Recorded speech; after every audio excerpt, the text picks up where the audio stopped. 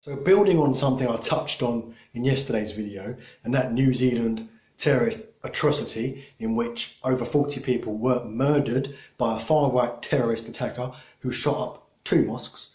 There is a man on trial this morning, from what I hear, accused of 1 murder, which I think is absolutely fucking disgusting. He should be on trial for terrorism charges, terrorism-related offences, as would any Muslim, as would any Islamic extremist, would be on charges of relating to terror, not relating to murder.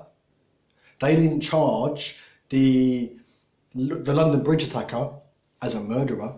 They didn't charge, well, they couldn't charge the Manchester Arena bomber, but they've never charged any terrorist, Islamic terrorist, as far as I'm aware, in the United Kingdom with murder. They've charged them with terrorism offences. And if you look at the dictionary definition of terrorism, terrorism is violent, destructive acts in the name of a political cause. What this man did was walk into a mosque and shoot up worshippers in a mosque, minding their own business, not related to any sort of extremist groups, just Muslims going about their prayers. Shot them up in the name of far-right extremism. He wrote a manifesto. He called himself just a regular white man, much like Anders Breivik did.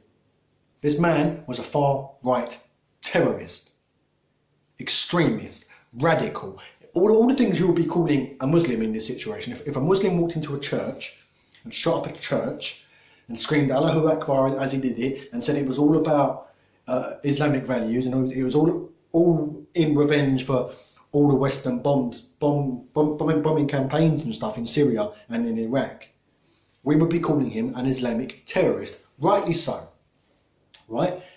So why are we now not calling this man a far-right terrorist? I'm not sure on his faith, so I can't call him a Christian terrorist, but a far-right terrorist. A lot of people are saying he's a Christian terrorist. I'm not sure. I've not had it confirmed whether he was a Christian or not. What we do know is he was a far-right. He met with far-right groups, affiliated with far-right individuals. He was a far-right extremist, a far-right terrorist. Why are we not calling him that? I've only seen that word used sparingly in the media. LBC was on this morning. Andrew Castle, who I'm not fond of, was all over LBC, repeatedly saying shooter, murderer, attacker. Very, very rarely did he actually say the word terrorist. In fact, I think I only heard him use it twice during the whole time he was on air, 7 to 10. So it's very, very interesting. The media, if this was a Muslim who'd shot up a bunch of Christians or a bunch of atheists or a bunch of just non-Muslims in general, the media would be all over it.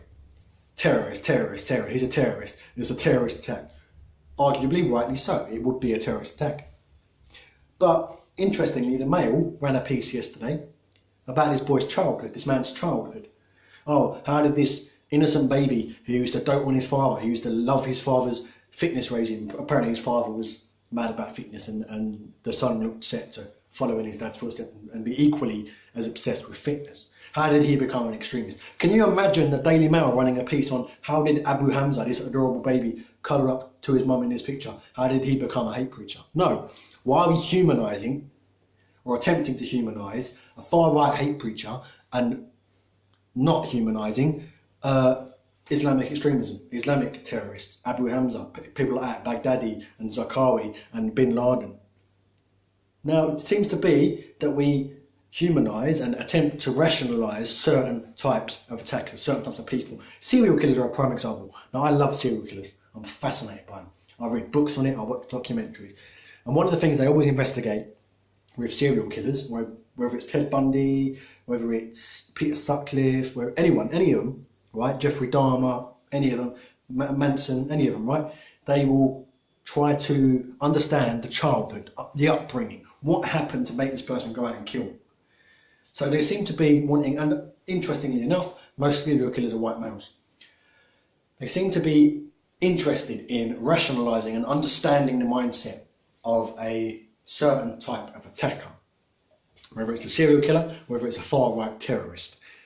But when it comes to certain groups who we are not meant to like, who the media don't want us to understand and to reason about, then they won't humanise. They won't say what happened to make this person a terrorist. What actually what went through their brain, what events influenced this, you know? They always talk about serial killers about, oh, he had an accident, hit his head, maybe it was brain damage, or his mum was abusive, maybe that's why. They always rationalise that. Why aren't we rationalising Islamic extremism? Why aren't we trying to understand the cause of Islamic extremism? And I had someone say to me yesterday on Facebook that Muslims have been killing each other long before the West got involved. Long before there was bombing campaigns in Iraq and we invaded Afghanistan and Syria and all that kind of stuff. Long before any of that, Muslims were killing each other over tribal conflicts, infighting. And I said, yes, fair point. Very, very valid point. Muslim civilizations have been at war with each other variously over the course of history. Very valid point. What was the troubles if that wasn't infighting from the on the western side in the UK? What was the War of the Roses? What was the English Civil War? What was the American Civil War? What was the American War over slavery? The American War of Independence? What were all those? They're all infighting. What was World War II? It was Europeans fighting amongst themselves over ideology. So you can't claim that is something that is unique to Islam, that is something that is unique to Muslim culture, because it isn't. So that's really all I wanted to say. It's ridiculous how they humanise and attempt to rationalise certain types of attacker, certain types of violent criminal, and they don't rationalise and they don't try and understand what happens when a Muslim does it or a brown person does it. There seems to be certain groups are worthy of understanding and worthy of thinking about, and other groups aren't. It's very interesting. And also, if I see you online and you're cheering, as some people have been, about this atrocity, whether if you're saying that this attack that took place in New Zealand was karma for all the attacks that take place in Manchester, in London Bridge, etc., shame on you. Shame on you from the deepest pits of my heart. Shame on you. You know what you are? You're a terrorist sympathiser. That term's bandied about a lot lately. It's been thrown at Corbyn, it's been thrown at me half a dozen times. You are a terrorist sympathiser. Because when you say that certain attacks are valid, or when you imply that they're valid, because this has happened here and this happened here, you are thinking like an ISIS fighter. You are thinking like Bin Laden, like Zarqawi, like Baghdadi, like all these extremists, Abu Hamza, Chowdhury, all these extremists, you're thinking like them. You're in their head now. You understand how their brain works, because that's exactly how they think. When a bomb hits a Syrian village, for instance, ISIS think that kids in Manchester are fair game. And they're wrong. Of course they're wrong. So when that happens, when the Manchester attack happens, and you think that somehow kids in mosques and people just worshipping in mosques are fair game to die because it's karma, you're thinking like an extremist. You're thinking like a terrorist. We need to be better than them. We need to be more moral than them. Because violence breeds violence. How long is it going to take? What is it going to take for us to try and understand each other and us to try and rationalise this is why it's happening, this is what we can do to stop it? Why did the IRA bombing stop?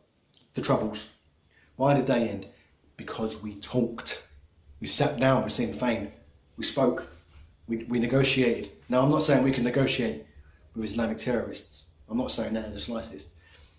Have you ever seen Islamic ISIS groups attack Sweden? Very, very rarely do they ever attack Sweden. Why? Sweden minds its own fucking business. That's it. I'll see you next time.